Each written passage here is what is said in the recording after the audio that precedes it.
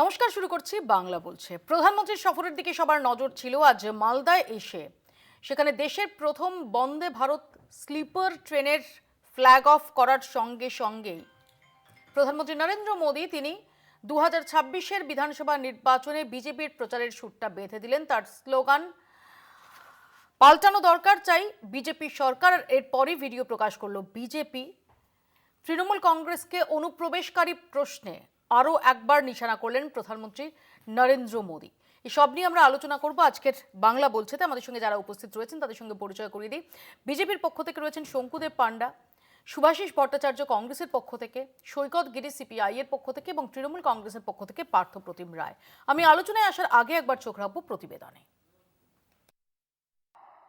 মালদার এই পবিত্র ভূমিকে আমার আন্তরিক প্রণাম। ভোটের বাংলায় মোদি রাজ্যকে প্রথম বন্দে স্লিপার উপহার দিয়েই শুরু করতে চাইলেন নির্বাচনী প্রচার।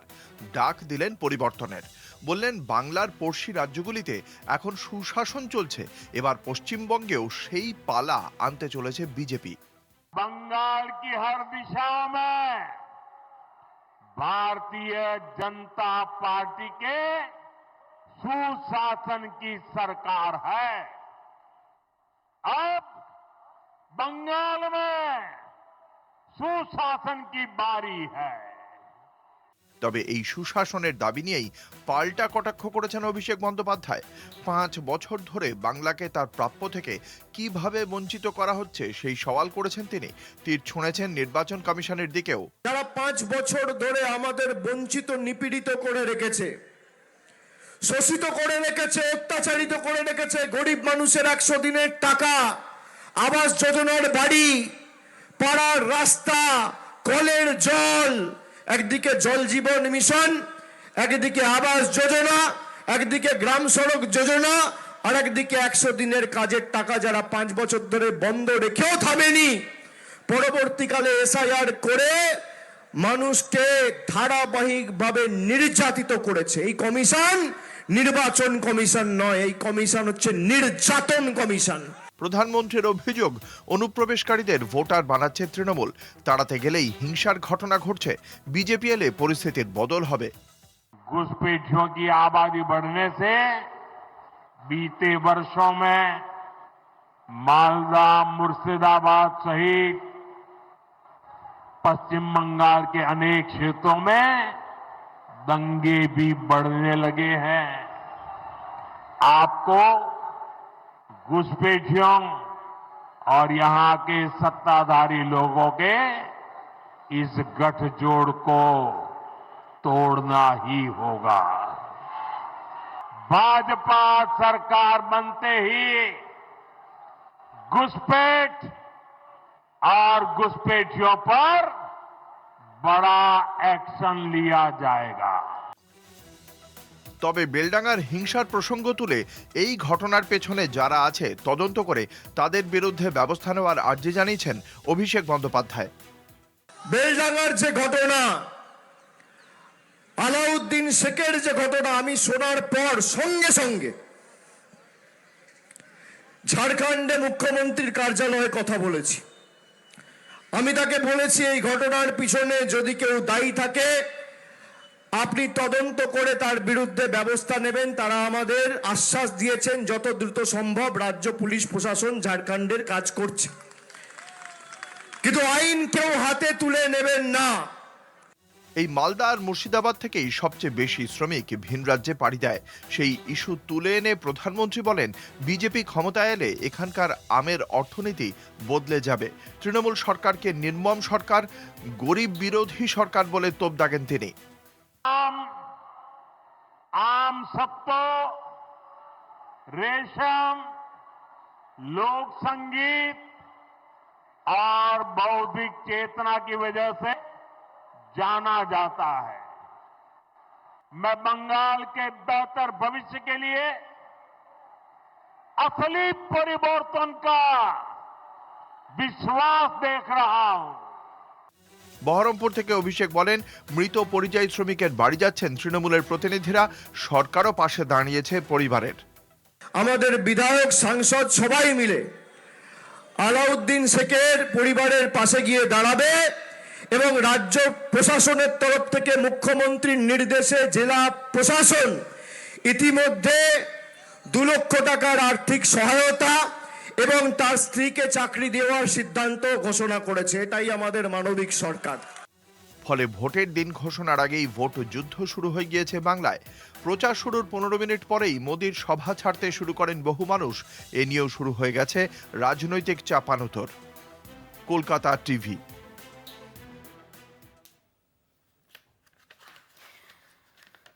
আমি পার্থপ্রতিমের কাছে প্রথমে আসি। পার্থপ্রতিম, আজ প্রধানমন্ত্রী নরেন্দ্র মোদী তিনি মালদা থেকে কার্যত বিজেপির প্রচারের শুরুটা বেঁধে দিলেন। তার নতুন স্লোগান, পাল্টানো দরকার এবার বিজেপি সরকার। দেখুন, প্রধানমন্ত্রী যখনই ভোট আসে বাংলায়, তখনই তিনি ঘন ঘন আসতে শুরু করেন এবং বিভিন্ন জেলায় যখন তিনি যান, সেই জেলার সঙ্গে সাযুজ্য রেখে কিছু কথা বলবার চেষ্টা করেন। আমি কথা না বলে সেগুলোকে প্রলোভন বলতে চাই। তিনি কিছু প্রতিশ্রুতি, কিছু প্রলোভন মানুষের সামনে তুলে ধরেন, কিন্তু ভোট মিটলেই সেই প্রতিশ্রুতি আর প্রলোভনের কথা তারা বেমালুম ভুলে যায়। আমরা 2014 সাল থেকে ধারাবাহিকভাবে 2014 লোকসভা, 16 বিধানসভা, 19 লোকসভা, আবার 21 বিধানসভা, 24 লোকসভা পেরিয়ে 26 লোকসভা বিধানসভার দোরগোড়ায় এসে পৌঁছি। প্রত্যেকটি ক্ষেত্রে আপনি দেখবেন, উত্তরবঙ্গের যখনই কোনো জেলায় এসেছে, আলিপুরে চা বাগিচার কথা বলেছে, কোচবিহারে যখন বক্তব্য রেখেছেন তখন নারায়ণী সেনা তৈরি করবেন, রাজবংশী ভাষাকে স্বীকৃতি দেবেন, মনীষী পঞ্চানন বর্মাকে নিয়ে কার্যকলাপ করবেন, উত্তর পূর্ব ভারতে রাজবংশী কালচারাল বোর্ড তৈরি করবেন, এ ধরনের বহু জাতীয় প্রতিশ্রুতি দিয়েছিলেন। মালদায় এসে মালদায়ের আমের কথা, আমসত্ত্বের কথা তার মনে পড়ে, কিন্তু সে নিরিখে কোনো কাজ প্রধানমন্ত্রীর পক্ষ থেকে বা কেন্দ্রীয় সরকারের পক্ষ থেকে নেওয়া হয় না। সবকটাই বেমালুম তারা ভুলে যান। 20 বছর বন্যা কবলিত হয় উত্তরবঙ্গের এই জেলাগুলো, কিন্তু ব্রহ্মপুত্র বোর্ড কোনো টাকা বরাদ্দ করে না বা এই ব্যাপারে তারা উদাসীন। কেন মানুষের কাজের 100 দিনের কাজের টাকা বন্ধ করা হলো, আবাসের টাকা বন্ধ করা হলো, সেগুলো নিয়ে কোনো উচ্চবাচ্য নেই। নতুন নতুন কথা তারা বলে, অনুপ্রবেশের কথা তুলে ধরে ভোট আসলেই। অনুপ্রবেশ ঠেকানোর দায় কার? অনুপ্রবেশ ঠেকানোর দায় কেন্দ্রীয় সরকারের স্বরাষ্ট্র মন্ত্রকের।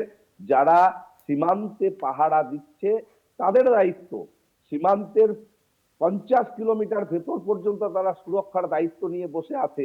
আর আজকে নতুন করে গল্প ফাঁদছে যে অনুপ্রবেশ ঠেকাতে হলে বাংলায় নাকি সরকার পরিবর্তন দরকার। আরে এটা তো বকলমে প্রধানমন্ত্রী নিজের ব্যর্থতা স্বীকার করছে যে কেন্দ্রীয় সরকার অনুপ্রবেশ ঠেকাতে ব্যর্থ। আমি আসবো পার্থপ্রতিম, আমি এখানে শঙ্কুর বক্তব্য নিয়ে নিই। শঙ্কু, ইতিমধ্যে তৃণমূল কংগ্রেসের তরফ থেকে বলা হচ্ছে যে এর আগের বার প্রধানমন্ত্রী এসে বাঁচতে চাই বিজেপি তাই বলেছিলেন। তারপরে আমরা দেখেছিলাম যে তৃণমূল কংগ্রেস তার পাল্টা স্লোগান দিচ্ছে, বাঁচতে চাই বিজেপি বাই। এবার আবার নতুন স্লোগান, তৃণমূলের বক্তব্য যে সেই জন্যই এটা চেঞ্জ করা হয়েছে। দেখুন, আমি প্রথমে পার্থদাকে বলবো যে পার্থদা কুচবিহারে বসে রয়েছেন, ওখান থেকে দূরে দূরে কথা বলছেন, ভার্চুয়ালি রয়েছেন। আমি অ্যাকচুয়ালি পেলে ভালো হতো, ওনাকে জিজ্ঞেস করতাম যে চশমাটা কেন ব্যবহার করছেন না। কারণ চশমা পরলে অন্তত উনি নিজের ঘরের সামনে আজকে যতগুলো রেলের প্রকল্পের উদ্বোধন হয়েছে চোখের সামনে দেখতে পেতেন। এত বড় রেলটা ঝমঝম করে চলছে, ওটা উনি দেখতে পেতেন। আমি অধীর আগ্রহে পার্থদাকে বলবো, সমস্ত দায়িত্ব আমার, ওনাকে আমি নিয়ে যাব গঙ্গাসাগরের বুকে। ওনার মুখ্যমন্ত্রী যে মুড়িগঙ্গার ওপর ব্রিজ তৈরি করবেন বলেছেন, সেরকম হাওয়াবাজি প্রধানমন্ত্রী করেননি যে ব্রিজ হবে বলে ঝাঁপিয়ে উদ্বোধন করে চলে এলেন। অথচ কেন্দ্রীয় জলপথের কোনো অনুমোদন নেই, কোথাও এখন খুঁজে পাওয়া যাচ্ছে না, কবে ব্রিজ হবে কেউ জানে না। মার্কেট থেকে শিলা কিনে দাঁড় করিয়ে দিয়ে শিলা বৃষ্টি করছেন মুখ্যমন্ত্রী, অথচ কাজের কাজ কিছু হচ্ছে না। আমি পার্থদাকে বলবো অন্তত কাজ যে হচ্ছে সেটা উনি দেখতে পারতেন নিজের চোখে গিয়ে। যদিও উনি যাবেন কিনা আমি জানি না, ওনার উপর তো নির্দেশ আছে যে কোনোভাবেই যাওয়া যাবে না, এটা আমি বলতাম না। এটা আমি আজকে উত্তরবঙ্গেরই ওনার বাড়ির কাছে একটা কোর্টের অনুষ্ঠানে দেখলাম, রাজ্যের মুখ্যমন্ত্রী তিনি উপস্থিত আছেন, সবাইকে উত্তরীয় পড়ালেন কিন্তু কেন্দ্রীয় আইনমন্ত্রীকে পড়ালেন না। সৌজন্যের অনন্য নজির রেখেছেন তিনি। আমি এই কথাটার প্রসঙ্গ আনতাম না মৌপিয়াদি, কিন্তু আমি আনবার চেষ্টা করছি যে উন্নয়নের প্রশ্নে যেখানে ভারতীয় জনতা পার্টি বা তার কেন্দ্রীয় সরকার অন্য যে কোনো রাজনৈতিক দলের প্রতিনিধিদের সাদরে গ্রহণ করেন এবং ডাকেন অপমান করবার পরেও, এরা কিন্তু তার এককুচিও করেন না। কোনো উন্নয়নের তো ডাকেন না, কারণ তারপরে ডাকলে সব ধরা পড়ে যাবে। উন্নয়নের বদলে ওই মুড়িগঙ্গার ওপর ব্রিজের মতো ফাঁকা আওয়াজ, তাই তখন লোকে খুঁজে পাবে না। আমি এই সমস্ত বিতর্কে যেতে চাই না, আমি শুধু আপনার স্লোগান নিয়ে দুটো কথা বলতে চাই। দেখুন, প্রধানমন্ত্রীকে অনুসরণ করা যে এরা শুরু করেছেন, এটা খুবই ভালো ব্যাপার। আমি চাই যে প্রত্যেকটা স্লোগানেরই একটা কাউন্টার স্লোগান দেওয়ার চেষ্টা করুন। কিন্তু প্রধানমন্ত্রী যে মূল স্লোগানটা দিয়েছিলেন যে সবকে সাথ সবকা বিকাশ সবকা বিশ্বাস, এইটাকে যদি তার এককুচিও পশ্চিমবাংলায় অনুসরণ করতেন, কেন্দ্রীয় প্রকল্পের কাজ সবকা করতে সাথ দিতেন। সবকা বিকাশ, এই যে এসআইআর হচ্ছে, তাই সবকা সাথ কোথায়? তিনি কি বলছেন একটু আগে দেখলেন না, হই হই করে উনি বললেন যে অনুপ্রবেশকারীদের সব দায় আমাদের। আমরা তো বলছি যে বাংলাদেশের যে পোর্শন জমি আপনারা ওখানে ফেন্সিং করার জন্য দিচ্ছেন না, মুখ্যমন্ত্রীকে বলুন সে কাগজটা ছুঁড়ে মারতে। বলে দিন 17খানা চিঠি দিয়েছে কেন্দ্র সরকার, আপনি বলে দিন না যে ভাই এই জমি দিচ্ছি নিয়ে যান, এই জমিতে বানান, আপনারা ফেন্সিং করুন। একটা লোকও যদি ঢোকে তারপর দায় নেবে ভারত সরকার। অফিসিয়ালি তো বলেছে। আপনাকে আজকে একটা লাস্ট লাইন দিয়ে শেষ করব, এটা হচ্ছে শুধুমাত্র পার্থদার জন্য। পার্থদাকে তো আমি খুবই ভালোবাসি, পার্থ নামের প্রতি আমার পূর্ণ ভালোবাসা। ভালোবাসার পার্থ লিস্টটা চট্টোপাধ্যায় ক্রমশই ছাড়া। দেখছি বেড়ে না, যাচ্ছে। আমার হচ্ছে দিদি 46,000 কোটি টাকা শুধু মালদাতে গঙ্গা ভাঙনে রাজ্য সরকারকে দিয়েছে কেন্দ্র সরকার।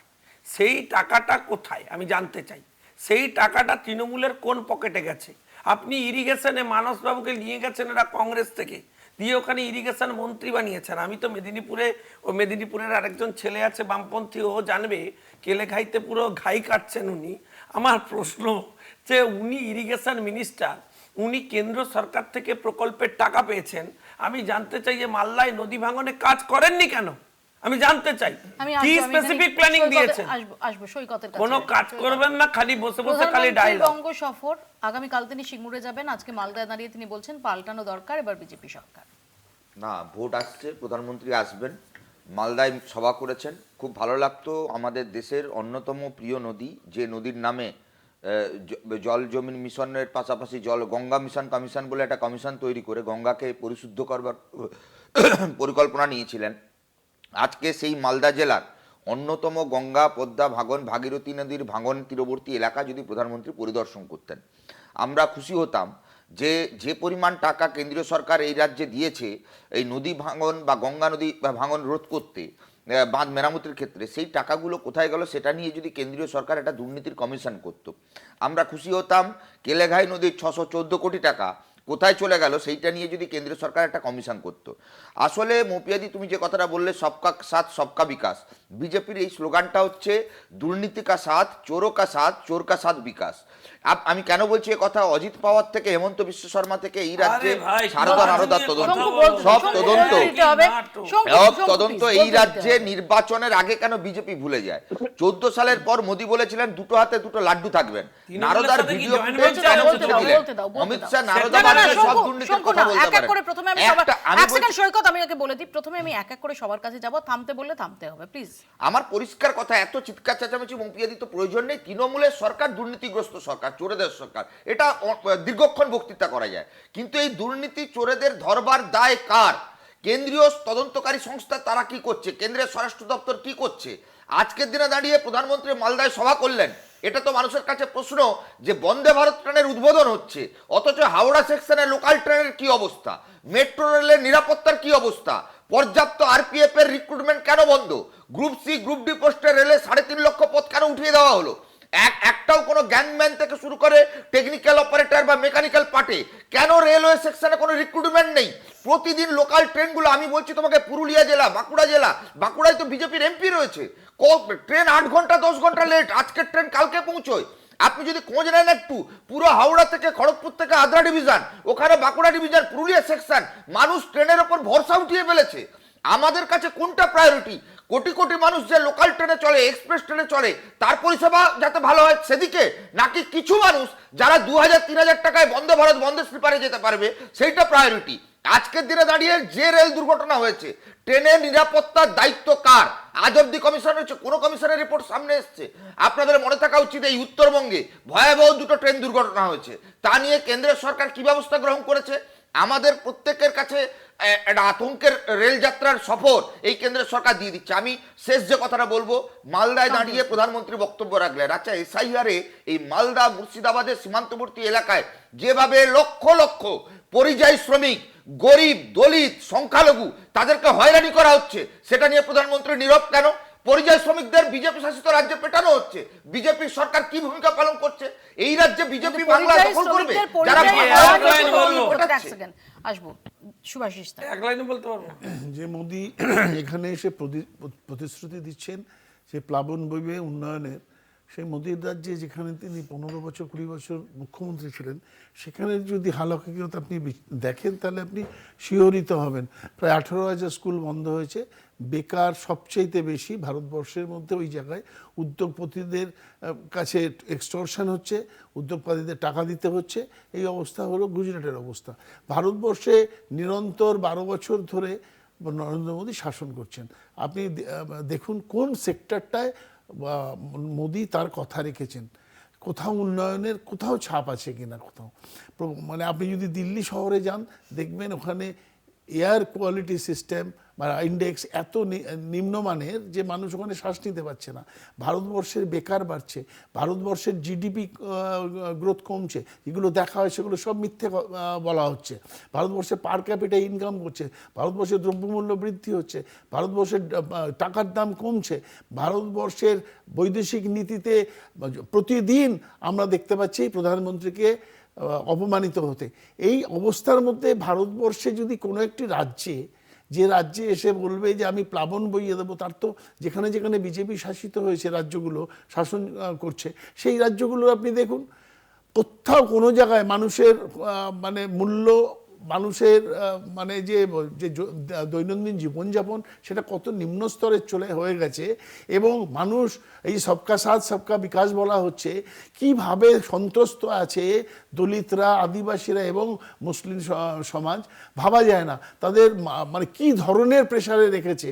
এবং যা মনে হচ্ছে ভারতবর্ষের বুকে তাই করছে, এবং বুঝেছে যে প্রতিদিন নরেন্দ্র মোদীর জনসমর্থন কমছে, জনগণ তার প্রতি আস্থা হারাচ্ছে। সেই কারণে মুম্বাইতে কথা বলেছেন, নির্মল এক মিনিট, মুম্বাই পৌর নির্বাচনে কথা বলেছেন, যার জন্য যার জন্য কিনা দেখেছে একমাত্র, আচ্ছা অধীরদার সম্পর্কে কোনো বিজেপির প্রবক্তার কাছ থেকে শুনলে এটা খুব একটা প্রশংসা হয় না। প্লিজ এটা বললে তাকে অপমান করা। বিজেপির লোকেরা চিল্লাচ্ছে অধীর চৌধুরীকে সরানো কেন, এটা নিয়ে বিজেপি কানার দরকার নেই, কান্নার দরকার নেই, এটা ভালোভাবে যায় না মানুষের কাছে। আমি বারবার বলছি আমাদের দলের এটা একটা সিদ্ধান্ত যে সবসময় সবাই থাকবেন। 8 বছর একটা আজকের বিতর্ক অধীর চৌধুরীকে নিয়ে নয়, আজকের বিতর্ক অধীর চৌধুরীকে। অধীর চৌধুরী 8 বছর ছিলেন, তো আমরা তার নেতৃত্বে কাজ করে দিতে। সুতরাং আপনার কান্নাকাটির দরকার নেই ভাই, আপনি কাঁদবেন না। অধীর চৌধুরীর জন্য আমরা আছি, আমরা ভাববো, আপনার কাঁদতে হবে না। আমি বলিনি যে আসল টপিক যে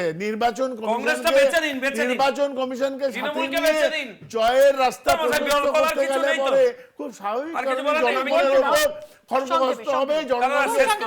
সাংবাদিকরা মার খাচ্ছে, সারা ভারতবর্ষের মুখে 40 জন সাংবাদিক হয়েছে গৌরী লঙ্কেশকে নিয়ে, এবং যারা পরিবেশ নিয়ে খবর করেছে তাদের মধ্যে 15 জন খুন হয়েছে। খুব সংক্ষেপে 30 সেকেন্ডে আমাকে ব্রেক নিতে হবে। আমি 30 সেকেন্ড নেব না, আমি মাত্র 10 সেকেন্ডে শুধু দুটো কথা বলবো। তোমার 10 সেকেন্ড তো আপনার চ্যানেলে আমার খুব ভালো লাগছে দেখে যে তৃণমূল কংগ্রেস, সিপিএম, বামপন্থী আর হচ্ছেন আমাদের কংগ্রেস সব এক লাইনে এসেছেন, ইন্ডিপেন্ডেন্ট জোট হয়েছে, এরা সবাই নরেন্দ্র মোদীর উন্নয়নের বিরোধিতা করছেন, এটা দেখে ভালো হয়েছে। কিন্তু জেনে রাখুন যে এই যে সরকারের জন্য আপনারা তো গলা ফাটাচ্ছেন, এই রাজ্য সরকার, এরা কেন্দ্রীয় প্রায় 150-র উপরে প্রকল্প এবং কাজ এখানে করতে দেননি, এরা সরাসরি বিরোধিতা করছেন। আমি আসবো একটা ছোট্ট বিরতি, তার আগে নিচ্ছি বিরতির পর ফিরে আসছি। দেখতে থাকুন বাংলা বলছে। হ্যাঁ, কিন্তু শঙ্কু, এ প্রশ্নের উত্তর তো দিতে হবে যে আজকে যখন মালদায় এসে পরিযায়ী শ্রমিক অর্থাৎ এখান থেকে পালায়ন হচ্ছে, আমরা জানি বিহারে পালায়ন একটা বড় ইস্যু হয়ে উঠেছিল ভোটের, এখান থেকে পলায়ন হচ্ছে, এখান থেকে বহু মানুষ কাজ না পেয়ে তারা পরিযায়ী শ্রমিক হয়ে যাচ্ছেন, এই কথা যখন বলছেন প্রধানমন্ত্রী, তখন কি বিভিন্ন রাজ্যে সেখানে পরিযায়ী শ্রমিকদের যে নিগ্রহ ফেস করতে হচ্ছে, একাধিক ঘটনা, কোথাও তাদের মৃত্যু হচ্ছে, কোথাও তাদের নানা রকমের চূড়ান্ত নিগ্রহের মুখোমুখি হতে হচ্ছে, সেই সম্পর্কে কোনো নিন্দাসূচক বক্তব্য বা কোনো আশ্বাস সেটা প্রধানমন্ত্রীর কাছ থেকে একই সঙ্গে এক্সপেক্টেড ছিল না? দিদি, আজকে আমি একটা কথা বলছি, এই যে শ্রমিকের মৃত্যু হয়েছে এবং তারপর বেলডাঙ্গাতে যা করাচ্ছে তৃণমূল কংগ্রেস, তার পিছনে তৃণমূলের একটাই উদ্দেশ্য রয়েছে যে পরিযায়ী শ্রমিকরা এই রাজ্যে কাজ পাচ্ছে না, বহু মানুষ বাইরে চলে যাচ্ছেন কাজ করতে, এই ইস্যুটার ন্যারেটিভটাকে চাপবার জন্য ইন্টেনশনালি এই লেভেলে এরা নেমে পড়েছে। এবং আমি আপনাকে খুব কালকে মমতা বন্দ্যোপাধ্যায় রাজনৈতিক অভিসন্ধির অভিযোগ এনেছেন, নিশানা কোন দিকে সেটা স্পষ্ট। সরাসরি ওদের রাজনৈতিক অভিসন্ধি। আজকে অভিষেক বন্দ্যোপাধ্যায় সরাসরি তোমাদের দিকে আঙুল তুলেছেন এবং একই সঙ্গে তিনি কোট আনকোট এক গদ্দারের কথা বলছেন। শুনো না, কেস হচ্ছে কি বলুন তো, চুরি করবার পর সবার আগে চোর চোর চোর চোর বলে চিৎকার শুরু করে দেয় চোর, তাহলে চোর ভাবে সবাই চোর পালিয়ে যাচ্ছে। আমি কাউকে চোর বলছি না, কিন্তু আমি আপনাকে যে কথাটা বলছি আপনি বোঝার চেষ্টা করুন। এই ন্যারেটিভটা প্রথম বাংলার কিছু সংবাদ মাধ্যম আইডেন্টিফাই করা স্টার্ট করেছিল স্পট থেকে। আমি দেখতে শুরু করলাম কালকে সকালবেলা টিভি, এবং যেই তারা বলতে শুরু করলো সেখানকার সাধারণ মানুষ রিয়াকশন দিতে শুরু করলো, সঙ্গে সঙ্গে তৃণমূলের গুন্ডারা ঢুকে পড়ে সংবাদ মাধ্যমকে পেটাতে শুরু করেছে, একের পর এক সাংবাদিকদের পিটিয়েছে। উত্তর নেই, পার্থপ্রতিমকে আনইন্টারাপ্টেড বলতে দেবে, পার্থপ্রতিম মহিলা সাংবাদিকদের মারা হয়েছে নির্লজ্জ বেহায়ার মতো। তৃণমূল আবার বড় বড় কথা বলছে। বলুন পার্থদা। মাঝে মাঝে আমি সিরিয়াসলি ভুলে যাই যে কে সঞ্চালক। বলুন পার্থদা, তুমি কেন বললে? আমার বলা কাজ। পার্থদাকে দিদি আমি খুবই ভালোবাসি। শঙ্কু শোনো, তোমার ভালোবাসা চিরন্তন থাক, কিন্তু নিজের পার্টিতে ভালোবাসাটা আদায় করো, কারণ তুমি যেভাবে ওখানে আমি প্রফেশনাল আচরণ আশা করি, বিরোধীদের কাছে আমি ভালোবাসা আশা করি, যেটা আপনি জীবনে করেন না। সেটা তুমি নিজে আগে। আমার ব্যাপারে আলোচনা হবে দিদি এখন? উনি কি আমার ব্যাপারে আলোচনা করতে চাইছেন? তাহলে আমি পুরো শো করতে রাজি আছি। না প্লিজ, ঠিক আছে। পার্থদার কাছে উত্তর নেই। পার্থ উত্তরে বেলডাঙ্গায় যে ঘটনা ঘটেছে এটা কখনোই সমর্থনযোগ্য নয়, আমরাও নিন্দা করি, এবং পুলিশ অ্যাকর্ডিং টু নিজেরাই করছেন। কি অ্যাকর্ডিং টু ব্যবস্থা? 24 ঘন্টা পেরিয়ে যাওয়ার পর আজকেও ওখানে, কালকে সোমা মাইতি, এক সেকেন্ড, কালকে সোমা মাইতি, রঞ্জিত মাহাতো আক্রান্ত হওয়ার পর আজকেও আমাদের সতীর্থরা ওখানে আক্রান্ত হয়েছে, পার্থপ্রতিম আক্রান্ত হয়েছে, উজ্জ্বল আক্রান্ত হয়েছে, তারপর পুলিশ নড়ে চড়ে বসেছে। আপনি শুনুন, আজকে পুলিশ কতজনকে অ্যারেস্ট করেছে, কাদের বিরুদ্ধে ব্যবস্থা গ্রহণ করছে, সবটাই খোঁজ রাখুন।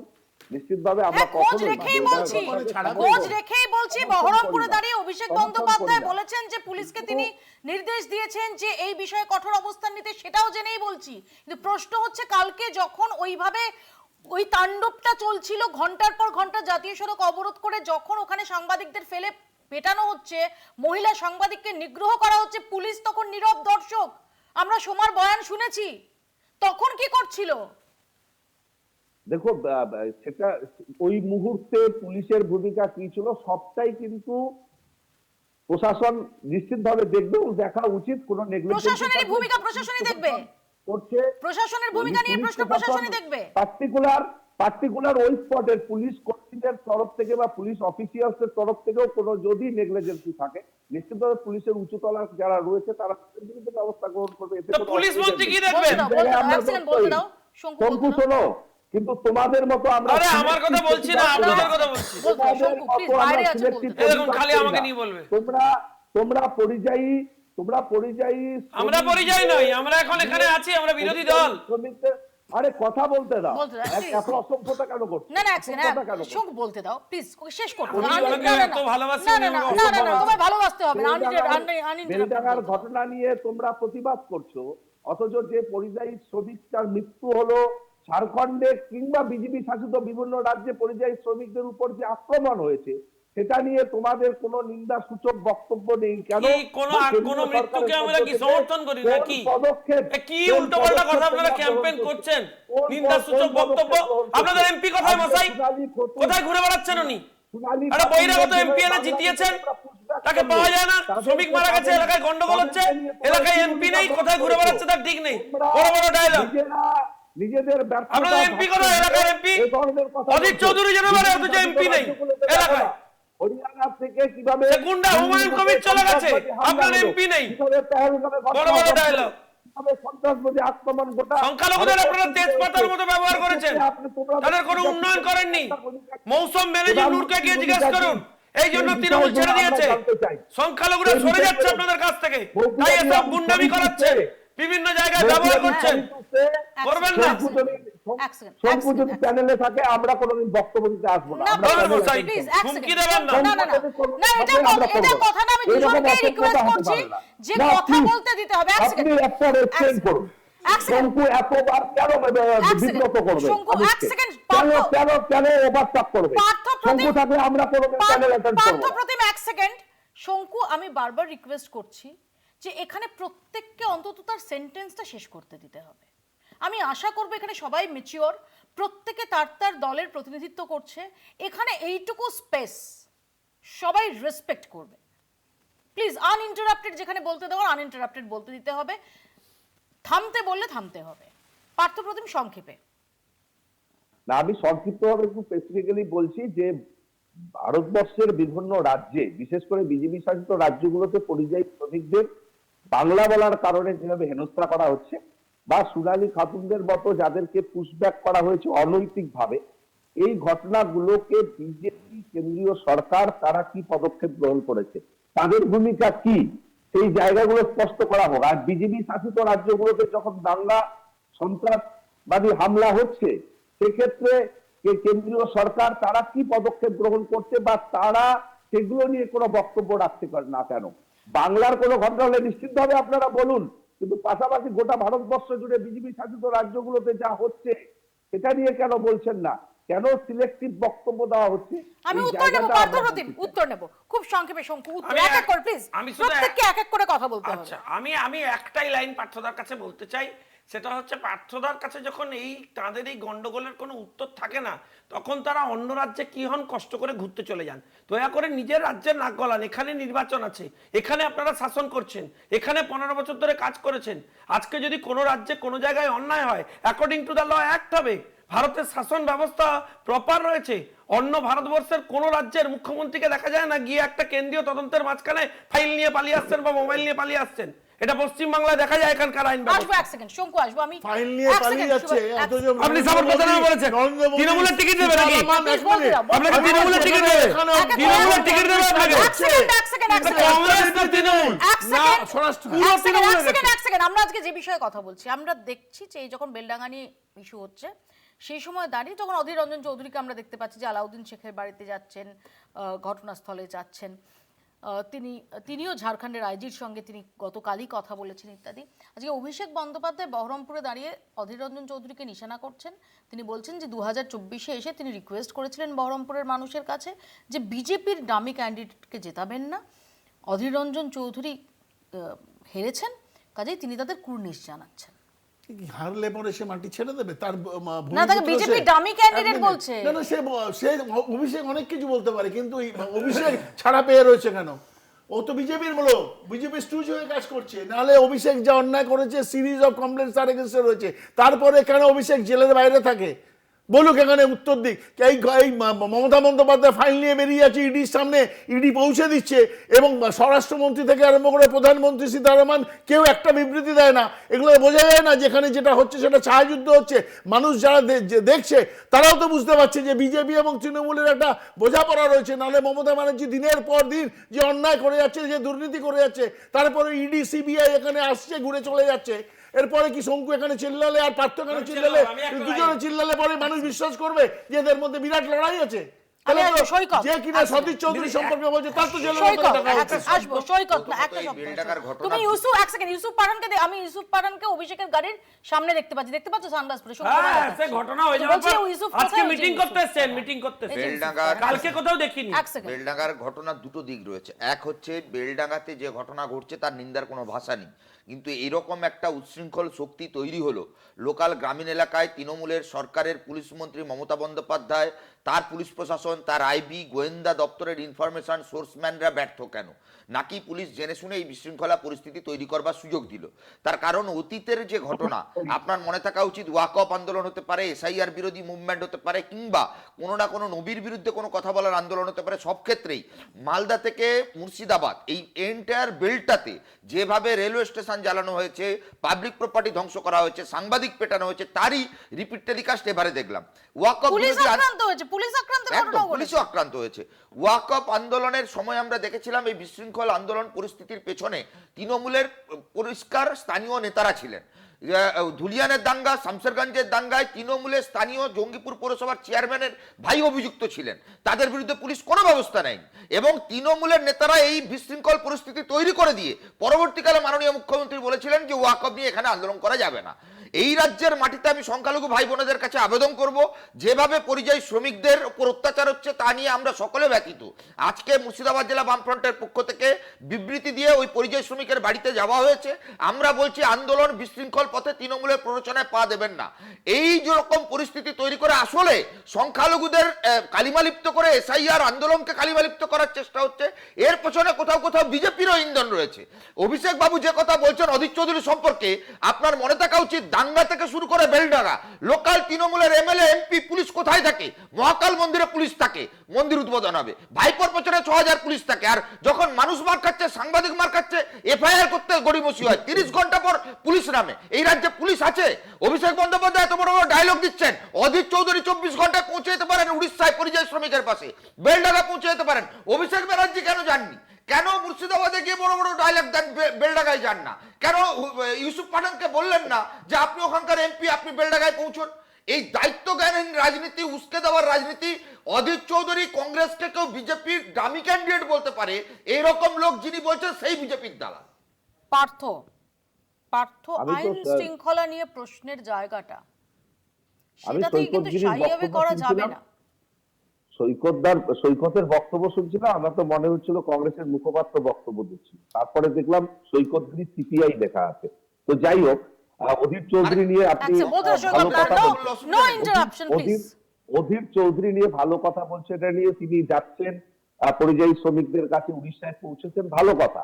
কিন্তু অভিষেক বন্দ্যোপাধ্যায় যাননি বলে তৃণমূল কংগ্রেসের কোন নেতৃত্ব যায়নি, এ কথা ঠিক নয়। না, কিন্তু পার্থপ্রতিম আমার এখানে এক সেকেন্ড পার্থপ্রতিম আমার এখানে প্রশ্ন আছে, এক সেকেন্ড। আজকে আমরা দেখেছি, যেটা আমি দেখালাম, যে রোড শো হচ্ছে অভিষেক বন্দ্যোপাধ্যায়, তার সামনে সানগ্লাস পরে ইউসুফ পাঠান, ফাইন। আমি আজকে দেখলাম অভিষেক বন্দ্যোপাধ্যায় বলছেন যে ইউসুফ পাঠানকে নির্দেশ দেওয়া হচ্ছে আলাউদ্দিন শেখের বাড়িতে যাওয়ার জন্য। প্রথমত হচ্ছে গতকাল ইউসুফ পাঠান কোথায় ছিলেন, 1। 2 হচ্ছে আমি জাস্ট 8 মাস আগে ফিরিয়ে নিয়ে যাব, যে সময় ওয়াকফ নিয়ে এই সমস্ত এলাকাতেই তুমুল অশান্তি চলছিল। সেই সময় আমি জানি না তুমি ইনস্টায় কতটা অ্যাক্টিভ, ইনস্টাগ্রামে তিনি চা খেতে খেতে একটা পোস্ট দিয়েছিলেন যে কি সিরিন একটা সন্ধে, কি দুর্দান্ত উপভোগ একটা সন্ধে, তার সঙ্গে চায়ের স্মেল। এটাও কি একজন জনপ্রতিনিধি, তার এলাকা যখন এরকম অশান্ত হয়ে উঠেছে, এটাও কি তার কাছ থেকে এক্সপেক্টেড? দেখুন, ইরফান পাঠান, তিনি ইউসুফ পাঠান যিনি সাংসদ বহরমপুরের, তার আলাদা একটা পরিচয় রয়েছে। তিনি একজন বিশ্বমানের ক্রিকেটার, তার পরিচয়ের সঙ্গে জনপ্রতিনিধি মেলবন্ধন দেখা। আমি বক্তব্য খুব ক্লিয়ার, ক্রিকেট খেলবেন না তো? তৃণমূল কংগ্রেসের অন্যান্য জনপ্রতিনিধিরা, অন্যান্য প্রতিনিধিরা সর্বক্ষেত্রে রয়েছে কিনা, সেখানে রয়েছে। তৃণমূল কংগ্রেস অনেক বড় পরিবার, তাদের অনেক মেকানিজম রয়েছে, তাদের বিভিন্ন স্তরের বিভিন্ন টায়ারের প্রতিনিধি রয়েছে। তারা এগুলো যুক্তি না, বলতে দিন। ইউসুফ পাঠান সেখানে থাকেনি, তার থাকা উচিত ছিল, কিন্তু তাই বলে তৃণমূল কংগ্রেসের কেউ ছিল না এটা বলা অবকাশ। তৃণমূল কংগ্রেসের কেউ ছিল না তো কেউ কিছু বলছে না পার্থপ্রতিম, কিন্তু তুমিও জানো পার্থপ্রতিম, এক সেকেন্ড পার্থপ্রতিম, আমরা জানি যে আমরা দেখেছি যে ধরো এফসিআই কি করতো, তাদের একটা ফুটবল টিম থাকতো, আমরা দেখতাম যে কৃষাণুদের মতো যারা প্লেয়ার তারা সেখানে এফসিআই এ চাকরি করতেন এবং তারা হচ্ছে স্পোর্টস কোটায় চাকরি করতেন এবং তারা ফুটবল খেলতেন। একজন জনপ্রতিনিধির কাজটা তো সেটার না যে একটা দলের মতো থাকবে, দলের তো অন্য জনপ্রতিনিধিরা রয়েছে। ইনি ছবির কোটায়, ইনি ক্রিকেটের কোটায়, ইনি ফুটবলের কোটায়, তিনি ক্রিকেটার হিসেবে তাকে রেসপেক্ট করি, তিনি যখন খেলেছেন টিকিট কেটে তাকে দেখতে গেছি, ফাইন, টিভিতে তাকে দেখে চিয়ার করেছি, ফাইন, কিন্তু এখন তার মূল পরিচয় তিনি জনপ্রতিনিধি, এমপি।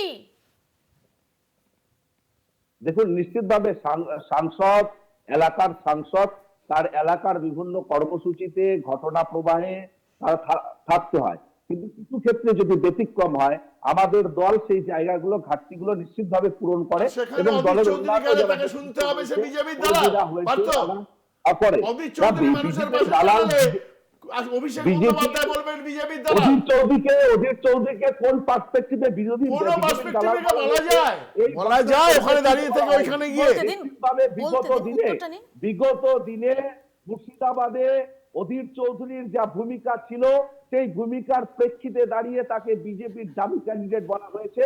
কিছু কিছু ক্ষেত্রে বিজেপিকে প্রমোট করার ক্ষেত্রে অধীর চৌধুরীর ভূমিকা সকলেই জানে, এটা খোলা। 11-র পর থেকে মমতা বন্দ্যোপাধ্যায়ের ভূমিকা বিজেপির প্রতি কতটা নরম সেটা আলোচনা হবে। পার্থপ্রতিম আসবো, সুভাষিস দাও আসবো, শঙ্কু। আমার তো এ ব্যাপারে কিছু বলার নেই, কারণ দেখুন, ভারতীয় জনতা পার্টির সাথে এদের কারোরই কোনো সম্পর্ক নেই। আমরা কঠিন লড়াইয়ে রয়েছি। এখন এরা দুজনেই একে অপরকে যে মেকি বাইনারি তৈরি করবার চেষ্টা করছে, এই প্রাসঙ্গিকতার কোনো জায়গা নেই। কারণ আমি পার্থদার সাথে এক জায়গায় 100% একমত যে বেলডাঙ্গায় তৃণমূলের কেউ ছিল না প্রকাশ্যে, কিন্তু গোপনে গোপনে তৃণমূলের সব গুন্ডারাই এটা অপারেট করেছে প্রত্যেকে, এবং সেটা যারা প্রমিনেন্ট মুখ তারা জানতো বলে তাদের নির্দেশ দেওয়া ছিল যে আপনারা যাবেন না, আপনারা এসে যাবেন, আমরা যা অপারেশন করার করে নিই, তারপর 2-4টে লাশ পড়বে, সেই বডি নিয়ে আমরা যা তাণ্ডব করার করবো। এটা পুরো তৃণমূল কংগ্রেসের প্ল্যান্ড অপারেশন। তার আগে চাকুলিয়াতে করেছে, সে যে এমএলএ করলো, তার এমএলএ তাণ্ডব করে ভাঙচুর করলো, এখনো পর্যন্ত তাকে গ্রেপ্তার করেছে, তার এগেইনস্টে এফআইআর হয়েছে। এটা পুরো সাজানো নাটক। এবং আজকে উনি ওখানে পৌঁছে অধীর চৌধুরীকে বলছেন উনি বি টিম। এটা তো এরা মেনে নিয়েছে কংগ্রেসরা, তাকে তো সেই কারণে অধীর চৌধুরীকে সরিয়েছেন আপনারা। অধীর চৌধুরীকে সরিয়ে ওখানে নিয়েছে, এমন লোককে বসিয়েছে কংগ্রেস। আপনারা গৃহযুদ্ধ, এটা ভাই ভাই লড়াই। আমি আসবো, সৈকত আসবো, প্লিজ। পার্থ, তোমার কাছেও আসবো। তার আগে একটু দেখাই যে এবার অডিও ভিজুয়াল ভোট যুদ্ধ। একদিকে আমরা দেখলাম যে রাজ চক্রবর্তী তিনি ঘন্টা খানেকের একটা ছবি বানিয়েছেন, লক্ষ্মী এলো ঘরে, যার ডিরেক্টরস কাট প্রিভিউ সেদিন অভিষেক বন্দ্যোপাধ্যায় তিনি নিজে দেখতে গিয়েছিলেন। আগামীকাল সেই ছবি রিলিজড হচ্ছে, যাতে এই রাজ্য সরকারের যে সমাজ কল্যাণমূলক সমস্ত প্রকল্প সেগুলোকে একদম গল্পের ছলে সেইগুলোকে তুলে ধরা হচ্ছে একদম একটা সিনেমার পর্দায়। আজকে তার ট্রেলার লঞ্চ হয়েছে এবং আজকে একই সঙ্গে আমরা দেখলাম যে বিজেপি তারা একটা মিউজিক ভিডিও লঞ্চ করলেন, যে স্লোগানটা প্রধানমন্ত্রী দিলেন যে পাল্টানো দরকার চাই বিজেপি সরকার, অর্থাৎ অডিও ভিজুয়ালও এবার প্রচার যুদ্ধ জমজমাট। দেখুন। ভোটের বাংলায় প্রচারের পাঁচালী। 26-এর লড়াই যে শুধু মাঠে ময়দানে হবে না তা গড়াবে প্রচার মাধ্যমেও, এর মধ্যেই তা স্পষ্ট হয়ে গেছে। পরিচালক রাজকে দিয়ে তৃণমূল তৈরি করেছে বিশেষ তথ্যচিত্র লক্ষ্মী এলো ঘরে। 1 ঘন্টার তথ্যচিত্রে অভিনয় করেছেন শুভশ্রী, অঙ্কুশ, সোহিনী খরাজ সহ আরো অনেকে। ছবিতে তুলে ধরা হয়েছে মা মাটি মানুষের কথা।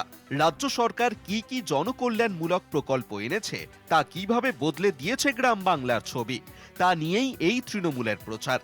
নন্দনে তথ্যচিত্রের বিশেষ প্রদর্শনীতে হাজির ছিলেন অভিষেক বন্দ্যোপাধ্যায়ও। তিনি জানান, বহু মানুষই জানে না রাজ্য সরকার কি করছে, আর তা জানাতেই এই উদ্যোগ। অন্যদিকে বিজেপিও থেমে নেই, তারাও ছেড়েছে টিজার, সেখানে তুলে ধরা হচ্ছে অরাজকতার কথা। আরজিকর থেকে কসবা কাণ্ডের নির্মমতার ছবি তুলে ধরা হয়েছে ওই প্রচারে। 4 মিনিট 50 সেকেন্ডের বিজ্ঞাপনে জোর দেওয়া হয়েছে সরকার বদলে। বলা হচ্ছে পাল্টানো দরকার, তাই বিজেপি সরকার। এদিন মালদায় বন্দে ভারত স্লিপারের উদ্বোধন করতে এসেও সে কথা তুলে ধরেছেন প্রধানমন্ত্রী। बिहार चुनाव की जीत के बाद ही कह दिया था, मां गंगा के आशीर्वाद से अब बंगाल में भी विकास की गंगा बहेगी।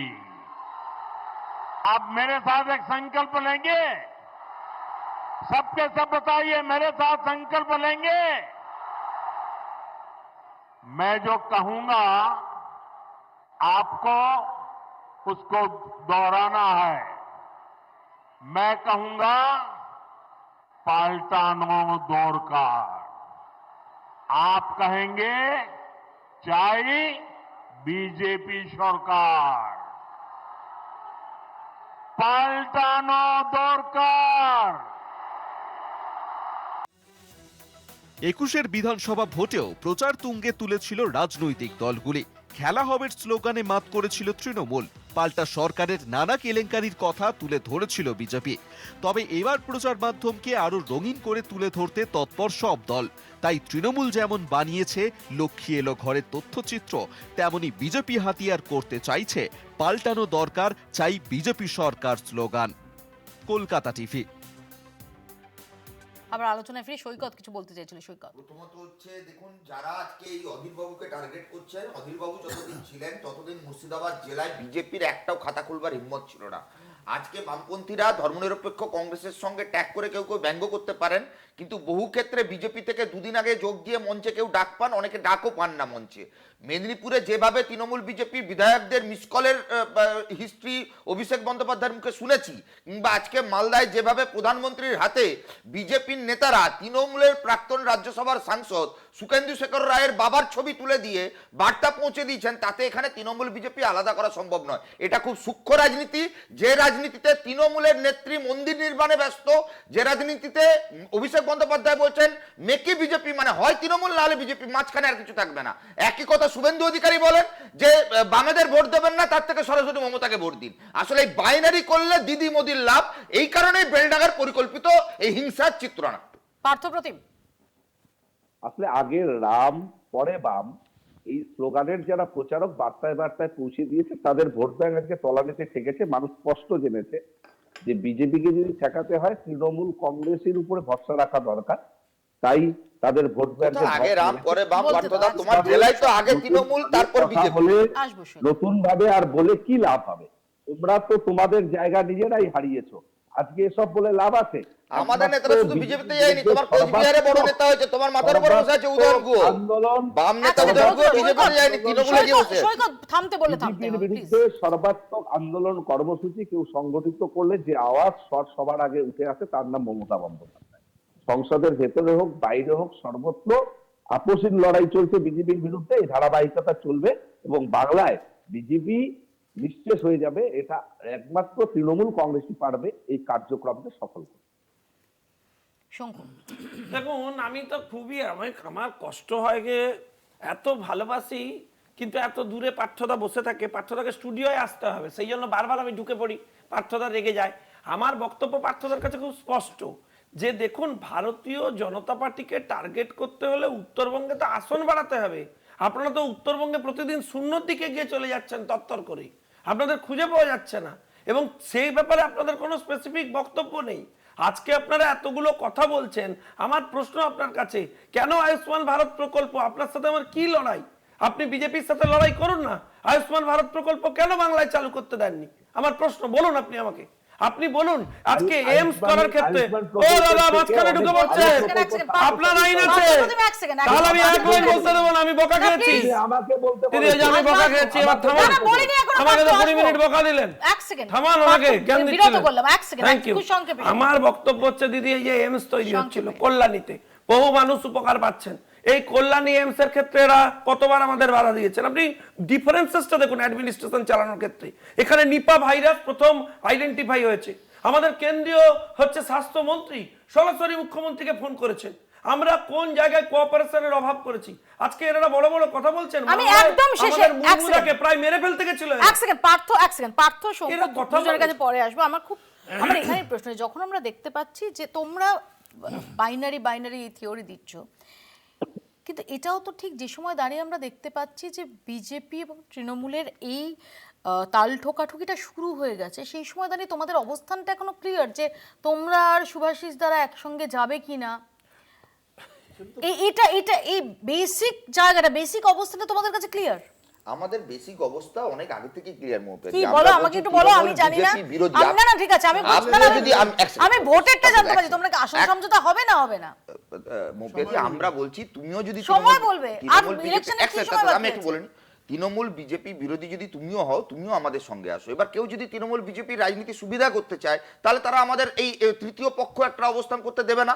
দেখো 7.5 কোটি টাকা শুধু একটা র্যাম্প তৈরি করতে খরচ হচ্ছে, সরকারের টাকা মেটাচ্ছে পিডব্লিউডি ডিপার্টমেন্টের টাকা, এই সেবাশ্রয় বিজ্ঞাপন হচ্ছে, এই র্যামসোর স্টেজ হচ্ছে, এই যে এইমস নিয়ে এত বড় বড় কথা বললো, এইমসে বিজেপির এমপি 4টে চাকরি বিক্রি করে 10 কোটি টাকা Baseless allegation. CPM এর baseless allegation. CPM কে আমি অনুরোধ করব বামপন্থীদের উন্নয়নের করার ক্ষমতা নেই, বড় বড় ডায়লগ ওই জন্য শুনতে গেছো, এরপর মহাশূন্যে চলে যাবে। সুভাষিস দা, সময় যেমন বলে, আবার সময় বইয়া যায় নদীর স্রোতের প্রায়। আমি এটাও বলিনি, শঙ্কু এখানে চিল্লাচ্ছে। বয়েও যাচ্ছে, আপনারা জানেন যে আরে আপনারা কি শব্দবন্ধ করবেন। ঠিক করুন। আপনারা চিল্লাচ্ছে বলছে, এক সেকেন্ড, আমি আমার কথা এক তো সেকেন্ড, চিৎকার শঙ্কু, করেই এক বলবো, সেকেন্ড, শঙ্কু, আপনি এক সেকেন্ড। মিউ করে বলছেন, আপনার বলছি বলা যে নেই, শঙ্কু- বলা যাবে না, এক সেকেন্ড। শব্দবন্ধ না, ঠিক না, মিউ মিউ বলা যাবে না, শঙ্কু please। চিৎকার করে চিৎকার করে বিজেপির আচ্ছা, হয়ে মিউ মিউ করছি, বলছেন, আমি কোনো প্রাণীকে কিন্তু আমি নরেন্দ্র indicate মোদী করতে কি চাই। সত্যি আমার চান ক্ষমা করুন। এখানে পরিবর্তন? মমতা বন্দ্যোপাধ্যায় জানে সবচেয়ে নির্ভরযোগ্য প্রতিনিধি বিজেপি পশ্চিমবাংলায়। আজকে 12 বছর ধরে দলটা নরেন্দ্র আছে, মোদী আমার আছে, সাথে, আমি ধর এক কংগ্রেস সেকেন্ড। আছে, তৃণমূল তৃণমূলের এক ঝান্ডা সেকেন্ড, যারা এক বুঝবে সেকেন্ড, যারা এক বুঝবে সেকেন্ড, যারা বুঝবে না, যে না, আগামী সুভাষিস দা, তৃণমূল খুব খারাপ, বিজেপি খুব খারাপ, আপনারা কি করবেন? হ্যাঁ এইটাই বলছি, জনগণকে যেমন তুমি বললে যে বিজেপি তৃণমূল খুব খারাপ, আমরাও বোঝানোর চেষ্টা করছি কি করবে? খুব আমি খারাপ। রাজনৈতিক সুতরাং দল আমাদের না। আমাদের কংগ্রেস এটা বলছে যে রাজনৈতিক তৃণমূল দল বিজেপির বিরুদ্ধে তারা দুজনেই থাকে। হ্যাঁ, ধরে হ্যাঁ, খুব খারাপ, তারা- আপনারা কি করবেন? তারা এই দুজনকে হারাতে চায়, তাহলে কি পরে তারা করবে? সিদ্ধান্ত নেবে আগামী দিনে যেটা হতে চলেছে তার জন্য মৌপিয়াদি শোতে ডাকে বলে কংগ্রেস আছে বুঝতে পারি, আমাদের আপনি সময় আসেন একদম শেষ। আমার উপর চিৎকার করেন, আমাদের বুঝি সময় কংগ্রেস বলে একটা একদম জিনিস শেষ। আছে। ভোটের ঢাকে কাঠিটা পড়ে গেল এবং শুরু হয়ে গেল জবরদস্ত অডিও ভিজুয়াল টক করো। আগামীকাল প্রধানমন্ত্রী নরেন্দ্র মোদী তার সিঙ্গুরে সভা রয়েছে, সেদিকেও আমাদের নজর থাকবে। আপাতত বাংলা বলছে এখানেই শেষ করছি, দেখতে থাকুন কলকাতা টিভি।